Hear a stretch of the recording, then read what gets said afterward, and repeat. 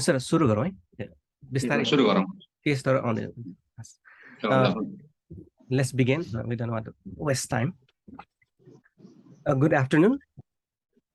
Welcome everyone to the second installment of the Ariel Distinguished Lecture Series for the academic year 2022 and 23, organized by Department of Religious Study and Religious Study Graduate Council of the University of West. My name is Miroj Sakya, Chair and Associate Professor of the Religious Study Department. Since 2020, Ariel Distinguished Lecture Series has contributed to broaden educational experience of US students and community by bringing renowned Buddhist scholars, monastics, Buddhist leaders, and influential people from all over the world to campus to encourage thought-provoking conversation and ideas. And today, I'm pleased to introduce our guest speaker and my teacher, Professor Punya Prasad Parajuli. And he's academic director of Sowa Rigpa International College in Kathmandu.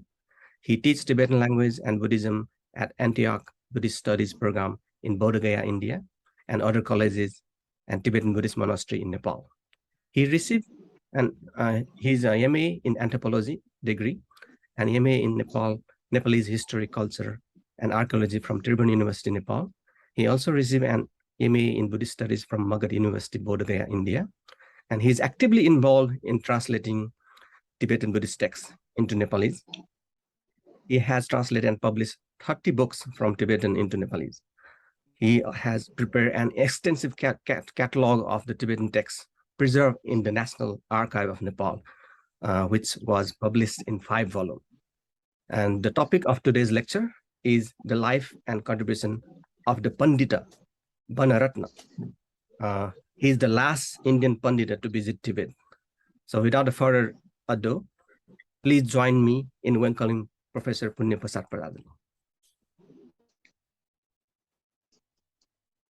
Yeah, namaste, Dr. Miroj Sakya. So now we have very auspicious moment. I am in Bodh Gaya, nearby the Bodhi Vajrasana and the Bodhi tree. I am teaching American students from different universities. So there are 26 students from different universities. So my program was associated with Antioch Buddhist program in India, starting from 1709 AD with Robert Pryor. And these days he is retired. And then now it is under Carlton Buddhist program in India. So Vanaratna is mentioned by Dr. Miroj that he is considered as the last Paṇḍita in Tibet, Paṇḍita Thama. It is written in blue annal by Gola Chava and translated by Rorik. So today it is I will focus on his biography and his contribution, especially to Nepal and Tibet, because he spent 41 years in Nepal, especially Govichandra Bihara in Patan, which is called Pintu Bahi in present days, Bahi. And then he traveled 3 times in Tibet. So, but he was not from India. He is from present day Bangladesh. That time it was called Satnagara in Arakan area between Myanmar and Bangladesh. There is one Buddhist area. These days there are also these Chakma Buddhist as well as other tribal Buddhist groups in this hilly region of Bangladesh. So in ancient literature, especially in the biographies, it is also called part of the Bengal or Bangala. So then it is close to the Chatgaon. So many scholars wrote Vanaratna from Chatgaon, Chittagong, originally Chaitya Gaon. So he was also associated with the Bihara. So Chaitya. So there might be traces of his monasteries in hilly regions of Bangladesh. So maybe scholars from Bangladesh, they can suggest me what will be the present situation. But I will go through the 15th century or late 14th century and 15th century scenario of eastern part of India, that which now there is present day Bangladesh, Chatgaon area, and then actually Vanaratna was a prince. His father, the name is given as a King Uday Kirti, and the mother is Queen Kumari. And then, according to the biographers, Golo Chaba, as well Thimkhang Lochaba, both assert that he was a prince in the Sat Nagara. Sometime it is also written San Nagara, the present day Arakan area nearby Burma, Myanmar border. And then he was born on 1384 AD. So when he was born as a prince, there were some problems in royal family. So he decided to become monk. So early age, it is not mentioned the date, but it is written in the biography of the Gola Chawa, which is titled as a Khepa Senpo, Palden Ngagi Rinsengi Namthar. It was published from Library of Bhutan, and then now it is reproduced from KMT publication from Bhutan. It has given that it has given more of his primary life up to his second visit to Tibet. So in that text, it is clearly written that there was the intricacies of royal things in San Nagara, and then finally when he became monk under the Buddha Ghosha, his teachers, his abbot's name is called Buddha Ghosha. So he also gave him the Vajrayana empowerment of the Vajrayogini, as well as there's some instructions on Kala Chakra's Sadanga Yoga, 6 branch yogas of Kala Chakra tradition. So Vanaratna, he venerates his first master Buddha Ghosh everywhere. So when he was in Tibet, he commissioned to make one beautiful statue of Buddha Ghosha to put in Bodh Gaya. But due to the political situations in that time, Magadha, or that time Mughal India, he could not send the statue of his guru in Bodh Gaya. So he established that statue of his guru in Kathmandu, Nepal Mandala, in Govichandra Bihar in Patan.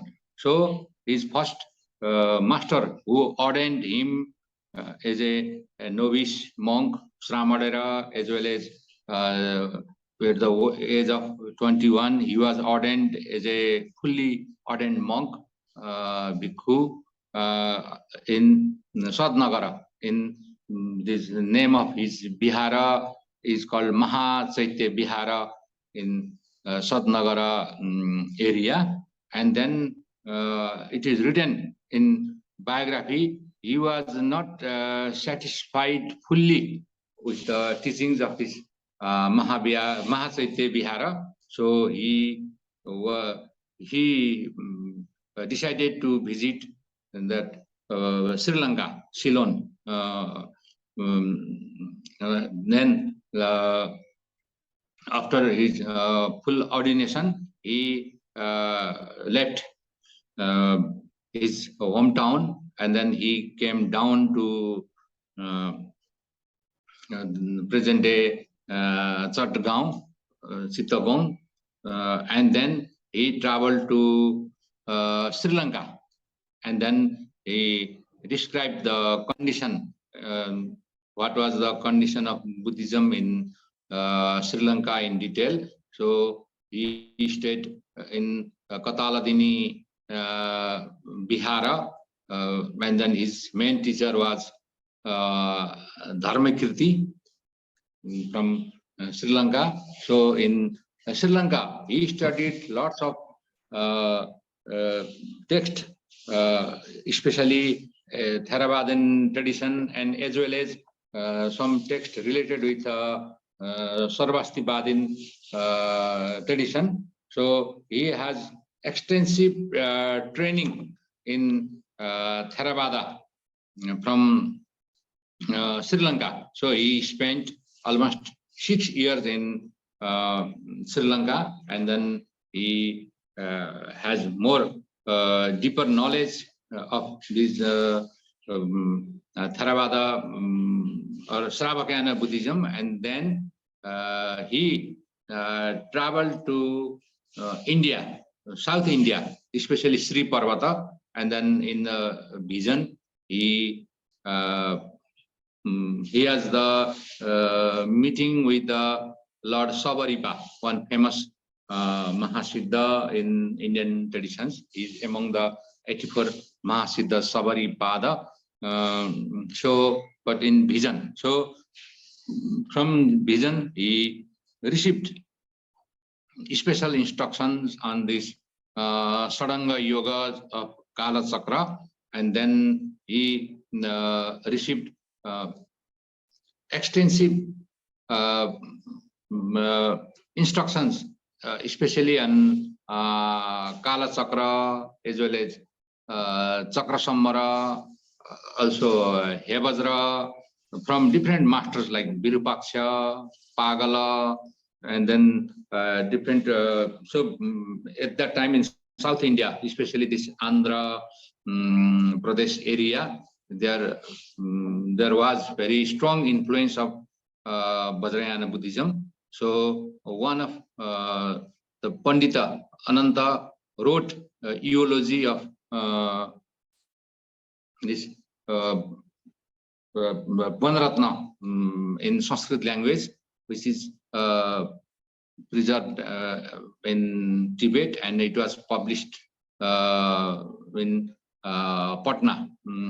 So I have included that Vanaratna's praise in my article published from Tribhuvan University, Center of Nepalese and Asian Studies, China Journal. So in that you can see how Indians praised this Vanaratna. And then there are two versions. In one version, it is said the Avalokiteshvara Chandrasekhar Kwanin instructed him in vision that you must go to north in the snow land, and then you should teach one of the Dharmaraja, the Chogyal in Tibetan. So one of the Dharmaraja, then that will be great benefit in Buddha's Sasana, Buddha's teaching. And then in some sources it is said that Sabaripa instructed him to visit snow land areas to teach. So anyway, just he was vision of bodhisattvas and his masters, and he was guided he should be active in northern areas. So he traveled up to Bodh Gaya. So in Bodh Gaya, the condition was not so good. So he described a little bit about Bodh Gaya, not in detail. And then he traveled to Kathmandu.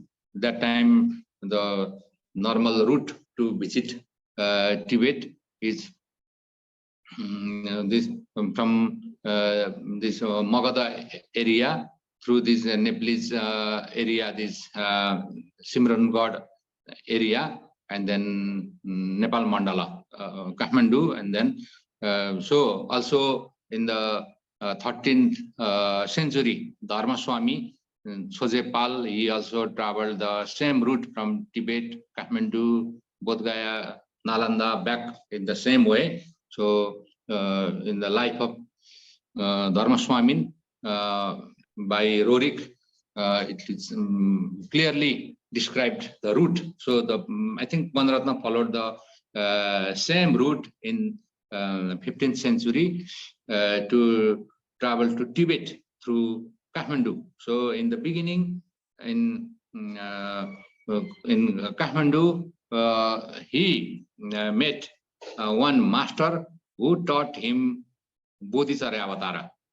So this Santideva's magnum opus, Bodhicharya Avatara, was very popular in Nepal Mandal at that time. So he has not mentioned he has any studies in India or Sri Lanka or in Chatgaon area, Sadnagar area, but in Kathmandu he received the teaching of this Bodhicharya Avatara, especially on the Bodhicittotpad, this arousal of Bodhicitta, and then he visited Santipura and Swayambhu Stupa. Nearby Swayambhu Stupa, there is very famous temple. Only the Bhattacharya, ordained Bhattacharya from Kathmandu, they can go inside, and it is the place called Santipura, that Santikaracharya from Gauda Desha, this one Indian king from East India, Prasad Deva, he visited to Kathmandu, and then first he was ordained Santikara Bhikshu, and then he was ordained, he received tantric empowerment, Bhattacharya Abhisheka, and then he started doing his esoteric practice in a cave nearby Swayambhu Stupa, and then now in his name it is called Santipura, and then there are literary accounts how King Pratap Malla he entered the cave to make rainfall in Kathmandu.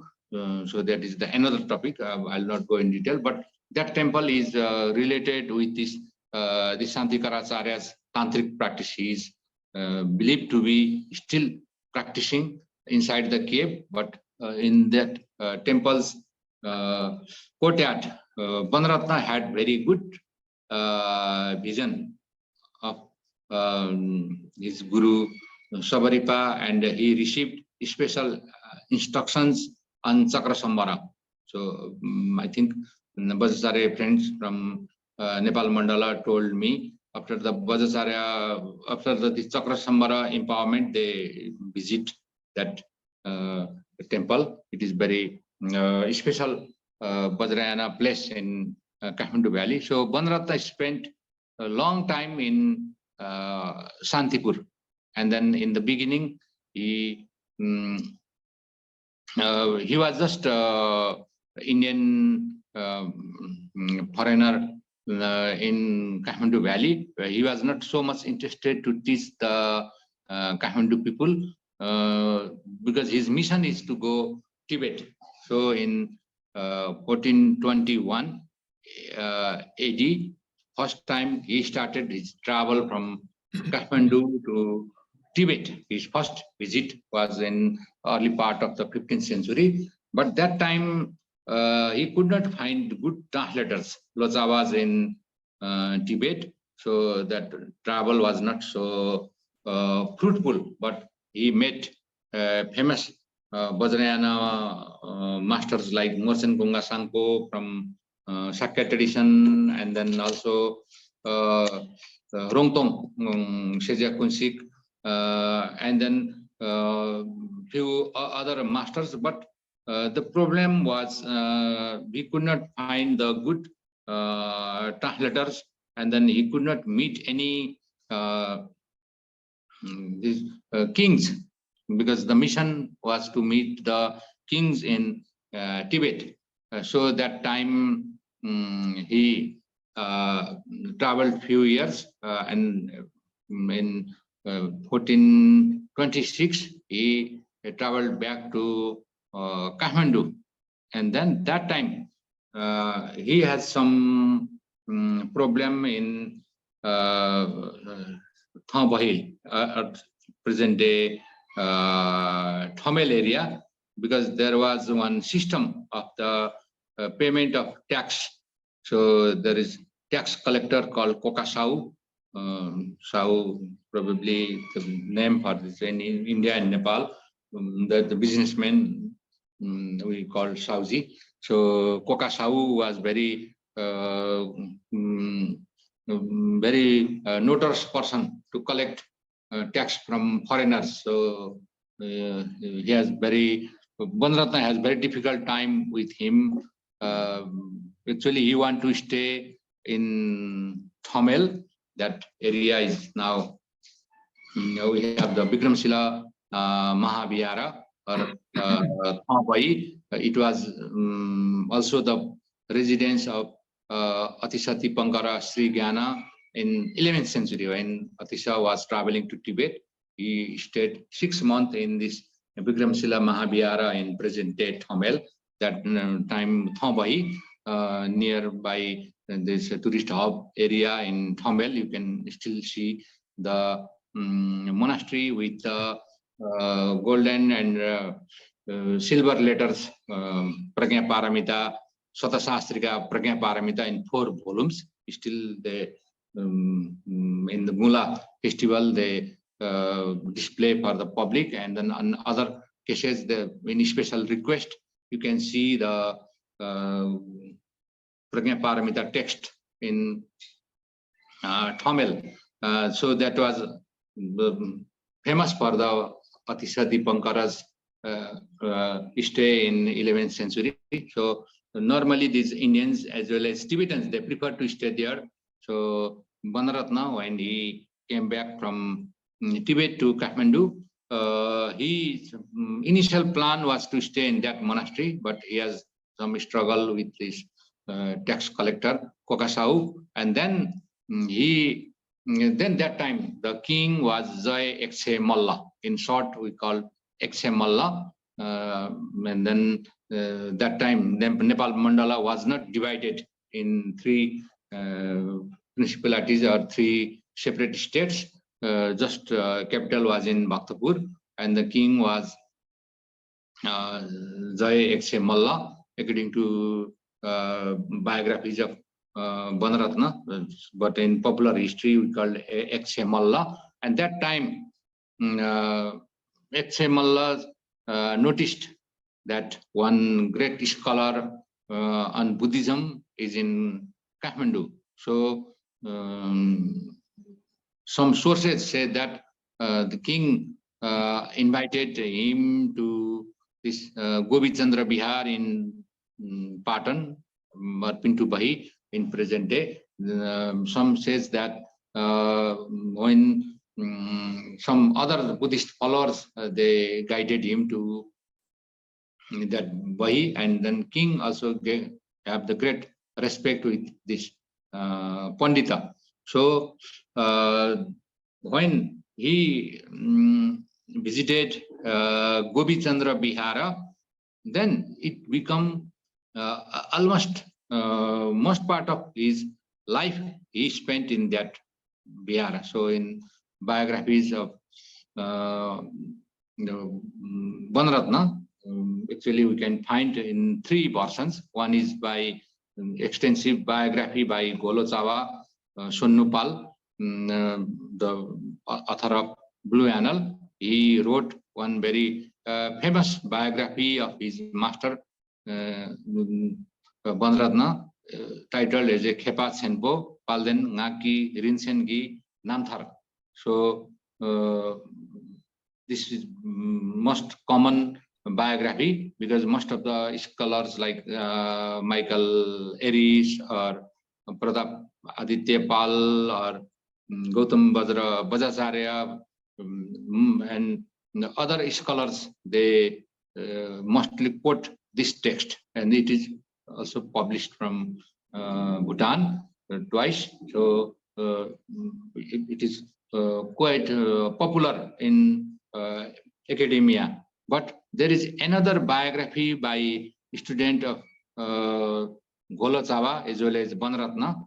His name is called Thimkhang Lochawa. And then the Thimkhang Lochawa, he has also written one special biography of Vanaratna during his third visit, and then his activities in Kathmandu Valley, because he is one of the translator in his last visit to Tibet. So his title is called Choki Je Ponsen Ngagi Rinpoche Sialnga Ne Ki Namthar Tharpa. So it was preserved in the Library of National Minorities in Beijing. So Professor Vanderkip,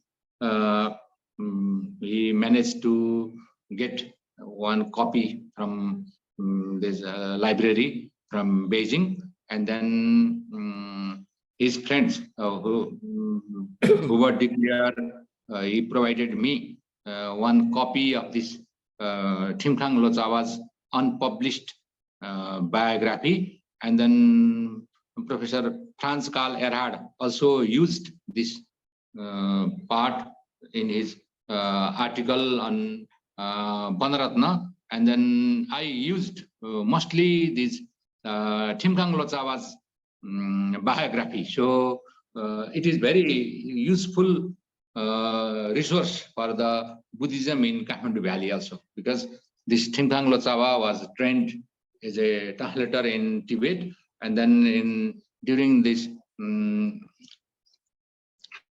second visit of Vanaratna, he met him in Tibet, and then he followed up to Nepalese border, and then third time when Vanaratna was invited to Tibet, that time he was the main translator, and then he also traveled in Kathmandu, and he met Vanaratna personally in Kathmandu in 1465, just 4 years before Vanaratna's parinirvana or passing away. So he has more personal connections with Vanaratna. So he took lots of interview, and then he put his experience in Tibet, Kathmandu, and India.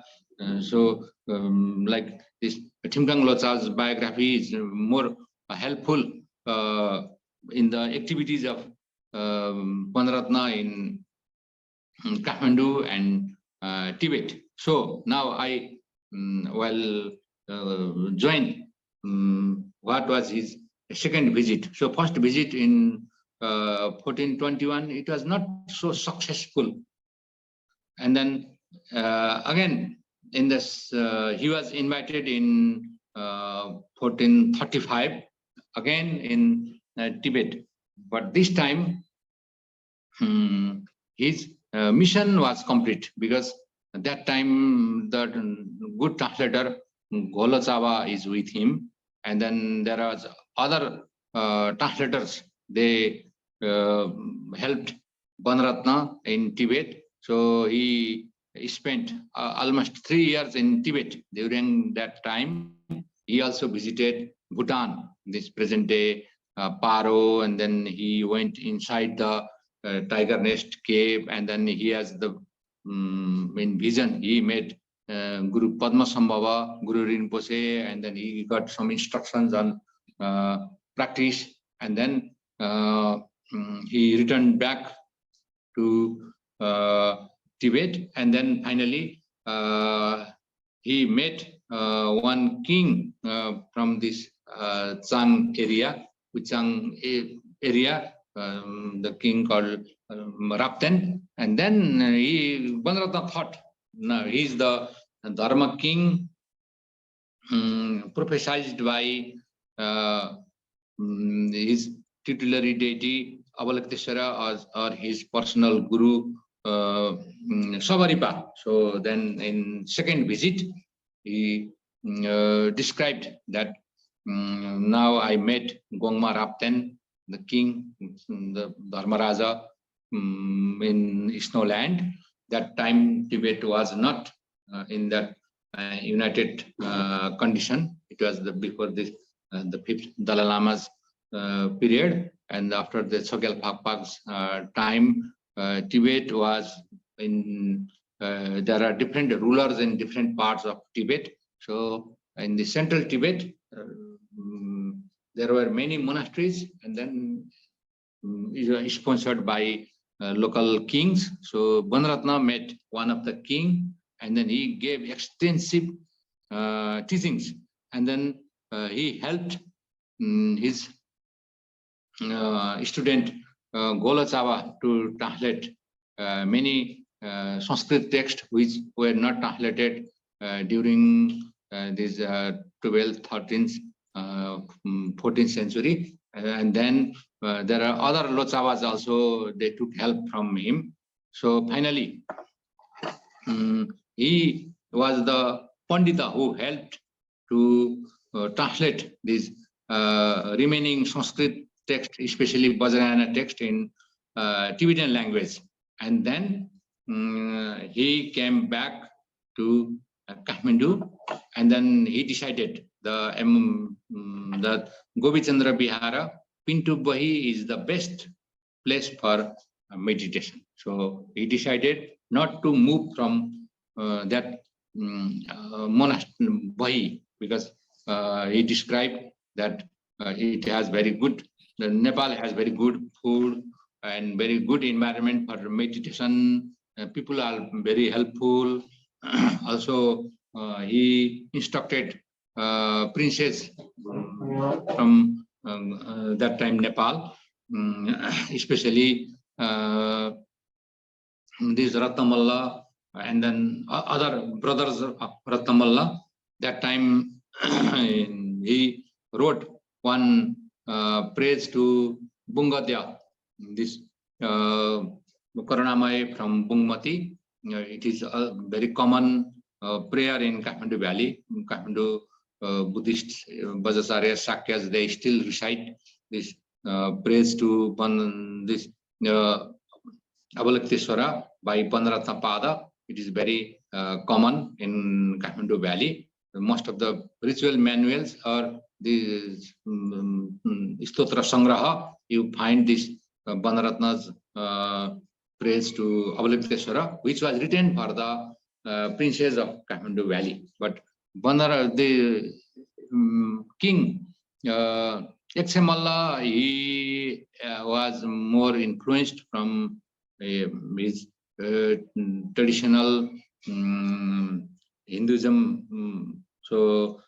he has respect with Vanaratna, but he did not receive any instruction from Vanaratna. So he sent some of his sons to take teachings. So anyway, there was help from King Eksemalla, and then in the 1451, when this Timkhang Lochawa, he came to Kathmandu to request Eksemalla to visit Vanaratna again in Tibet. So that time Eksemalla told, if you can take him within 1 year, then we will give you permission to take Paṇḍitas in Tibet.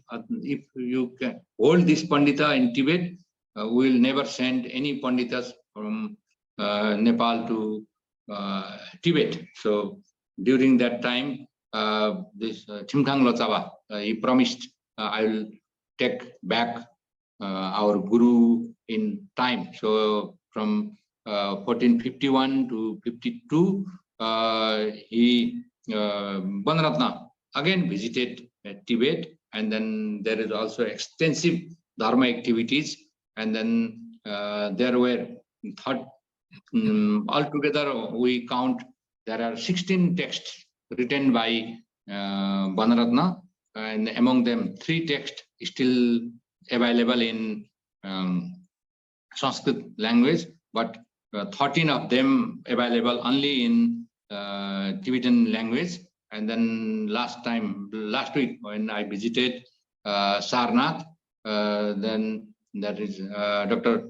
Lobsang Rabling was working one text in bilingual, that Tibetan and Sanskrit together by Vanaratna. So probably they will publish on their magazine Dhi in next issue. So maybe that might be the 4th text in Sanskrit. So Vanaratna has written many texts for Nepali people, for the Tibetan people, and then he has planned to visit Bodh Gaya, but he could not visit. So finally in 1468, he has parinirvana in Govi Chandra Vihara, Bahi in Patan, and then he was cremated in the Ramadoli crematorium in Kathmandu, which was very famous that time. And now these days also most of these Himalayan people, they prefer to be cremated in that Ramadoli in Tekudoban. It is very famous one. And then more important thing is after his parinirvana, his students, they made one thanga or paua dedicated to Vanaratna. So the first thanga is in Los Angeles County Museum, and Pratap Aditya Pal, he published that thanga first time in his magnum opus, this Buddhist art. And then many scholars like this Gautam Bajacharya and other scholars, they wrote on Vanaratna according to his, there is some inscription on the bottom of this paua. So that is preserved in USA, so nearby, maybe in Los Angeles County Museum, nearby your University of West. So and after 200 years, then that thanga was, the paua was repaired, means it is there is system. If the paua is old, then they make the new one. So the new paua is preserved in Banaras Hindi University, Saraswati Kala Bhavan. The Indians, they now preserved in Varanasi, and then it was studied by John Huntington and Dina Bangdal in detail. So they tried to decipher these Nepal Bhasha writings just below the what is written in this paua in Varanasi. Unfortunately, we Nepalese, we lost both of pauas dedicated to Vanaratna. So one in now in the US, one in India. But the in the Indian colophon, sorry, not colophon, just below the this powa, there is the one inscription. It is written how Vanaratna donated to all these tapasvi, Zangam, Brahmans, as in Grihastha forms, means as householders, as well as Pardeshi Jogi, Kusale Jogi, Jogini. He distributed 1 kurwa, one measurement of grain, anna, for all who have come from the all sides of Baha and Bahi. So he distributed to everyone, not only Buddhist monks, nuns, but all these mendicants from other traditions.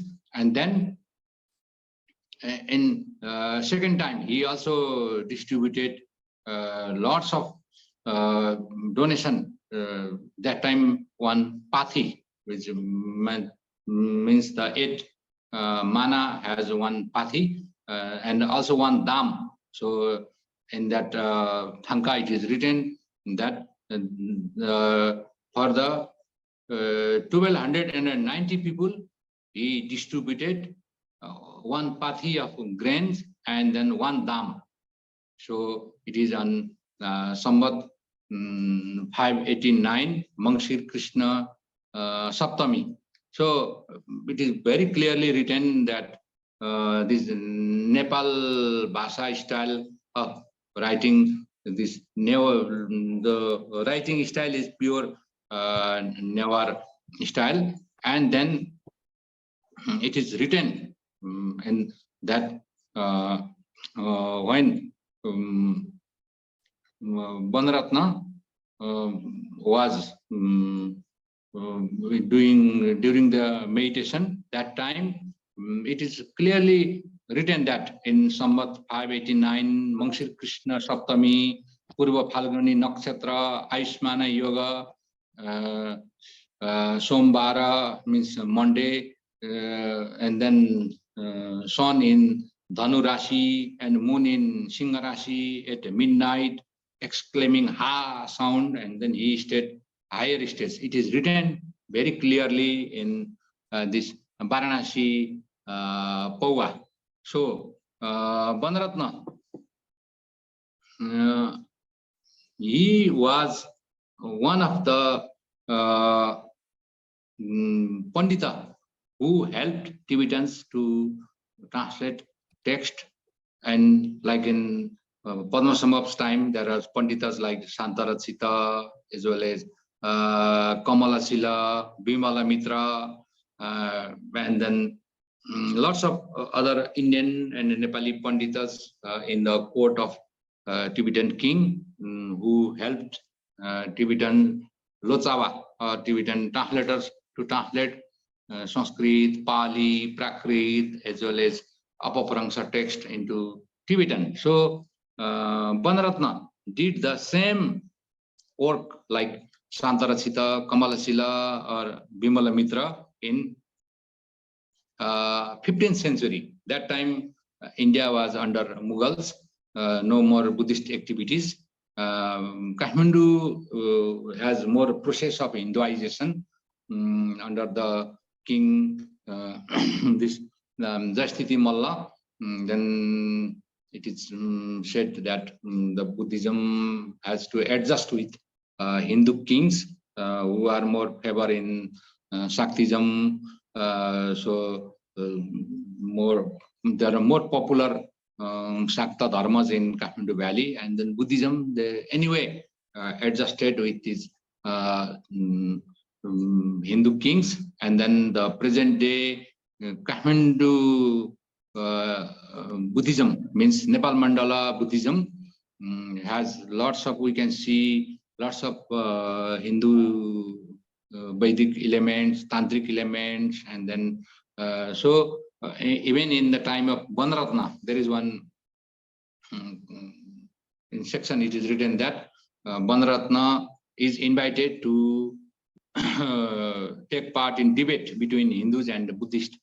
So Buddhist they claim we'll take our Guru Vanaratna in debate. So Hindus, they told, okay, if Vanaratna comes in debate, it is better not to have debate. Means they bypass this debate. So Vanaratna was so popular in Kathmandu. So he passed away in 1468, Nepal Sambat 589 in Kathmandu, and then he has very long and elaborate this type of this ritual which is done on this Ramadoli. It is also described in Blue Annal by Rorik. He has given general biography of Vanaratna from his birth to his parinirvana in Kathmandu. But Sonam this Timkang Lotsava, Sonam Gyatso, he has more elaborate version, which I have covered in my article. It is published from Wisdom Publications, Boston. So in 2014, Benjamin Bogin and Andrew Quintman, they edited one text called Himalayan Passage. This one Tibetan and Newar studies in honor of Hubert de Clear. So one great scholar in Kathmandu, Hubert. Sometimes they pronounce also Hubert de Clear. Then his friends and students, they collected different material. So he was very fond of this Vanaratna. So my part is to write on Vanaratna. So I have collected all the informations about Vanaratna, and then my article is entitled Vanaratna and his activities in 15th century Nepal, from page number 289 to 300. So this part is very important. So many scholars, they have quoted this one. So and then in Blue Annal, Vanaratna is described as a master of Kala Chakra tradition. So this Golochawa has collected all informations about the Buddhism in India and how introduced to Tibet. So in Kala Chakra lineage, Vanaratna is one of the master of Kala Chakra lineage, because he introduced this Sadanga yogas, Savaripal's system in Tibet, and his student Sonam Gyatso, or this Thimkhang Lochawa, he is also included in Blue Annal as a Kala Chakra lineage master. So up to this Thimkhang Lochawa, how Kala Chakra Tantra was developed in India and how it was introduced in Tibet, and then how Vanaratna played the role in Kala Chakra lineage, because in astrological calculation, Vanaratna has one special system. So some scholars have done research on this astrology from Vanaratna's tradition. So Vanaratna is very influential master in Kala Chakra lineage, but in my studies, he is also expert in Chakra Samvara, and then he is also expert in Hebajra, economic Tibetan master Rongtong Shezak Munsik. Praise to Vanaratna. He described how deep knowledge of Hebajra of Vanaratna, and Vanaratna also met Tibetan master Thangthang Gyalpo, as well as this lady from Samding, Dorje Phagmo. So that is a great topic. So I have just introduced short version in my lecture. So I think now it is time to have questions from audience. So Dr. Miroji, Yes. now. Thank you so much, Professor Parajuli, for a wonderful talk. You highlighted all the lives and his contribution, Vanaratna contribution to us. I'm very appreciative. So now we begin our question answer session. Since